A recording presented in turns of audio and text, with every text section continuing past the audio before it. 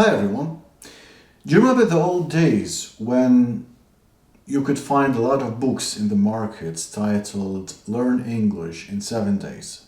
In today's terms, these books are no longer called books, they are called courses, and they are called intensive courses. In today's video, we're going to talk about intensive courses. What they are. Are they good or they are just a waste of time and money? I'm Eli. Let's get going.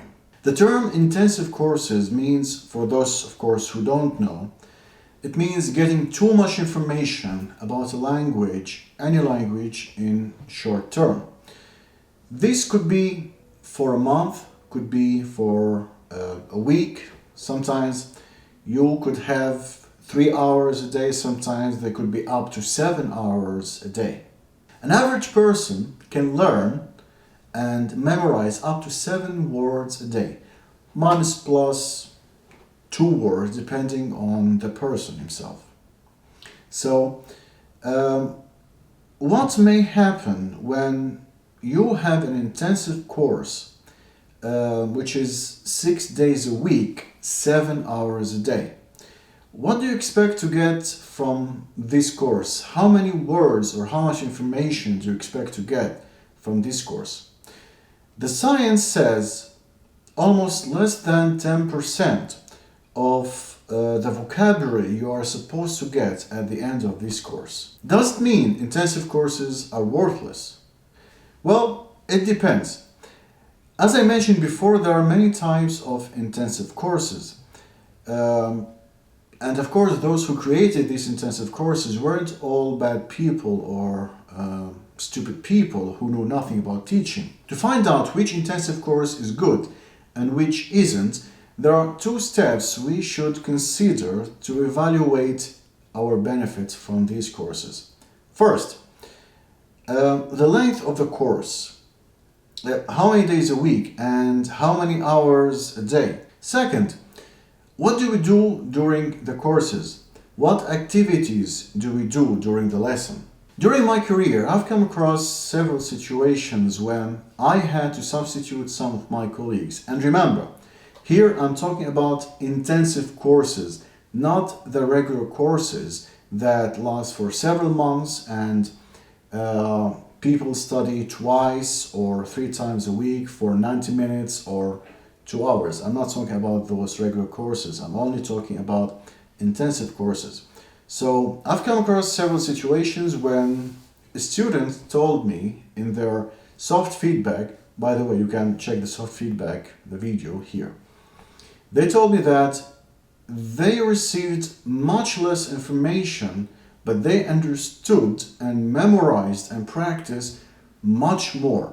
The question is why? The answer is simple. The main rule is we have to focus and concentrate on the quality, not the quantity, on what we get, not how much we get.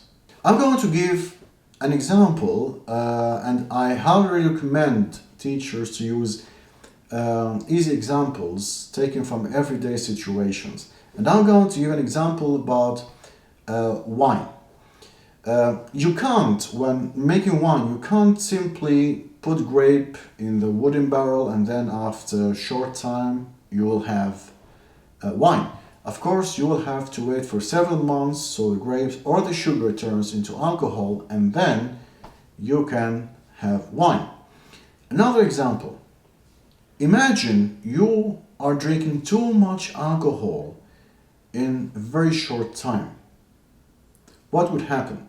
You are not giving your body enough time to observe the new information. So what happens is, no need to say, you got the message. That's why you have to give yourself, to give your brain enough time to receive the data, process the data, and then turn this data into information. It's just like processors in the computers. There are many processors and a lot of memory, like RAM, and each one of them is different. Each one of them is unique, just like the human brain. Each one of them has specific features and specific speed. Again, just like the human brains. So the same rule applies on studying or learning a language and alcohol or computers. The second factor is, what do we actually do during the lesson? Do we spend 75% of the lesson listening to a lecture and then we spend short time doing little exercises? Or we spend most of the lesson speaking to each other and practicing and producing the language we have learned? If it's the first option, so get your stuff and just leave the lesson. If it's the second option, you're good. Stay where you are. You are on the right path. Remember, input should never be bigger than the output. In my personal experience, I lived in Ukraine and now in Germany, and what the Russian I learned after 8 years of living in Ukraine is almost 1% of the German I've learned in Germany for the last 6 months. Yeah, I lived in Ukraine, I lived in Odessa, where people spoke Russian, not Ukrainian. At home I spoke English, at work I also spoke English. There was no practice.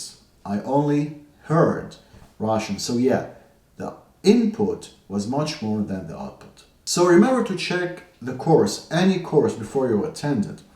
And if you have the chance of a trial lesson, go ahead, give it a go, and then decide if you want to continue or not. That was my vision based on my experience as a teacher and as a student. Of course, I might not be completely right. I might have made some other points. Have you got any ideas to share, any experience? Please feel free to do so in the comments. Don't forget to follow my Instagram. Thank you very much for watching and see you later.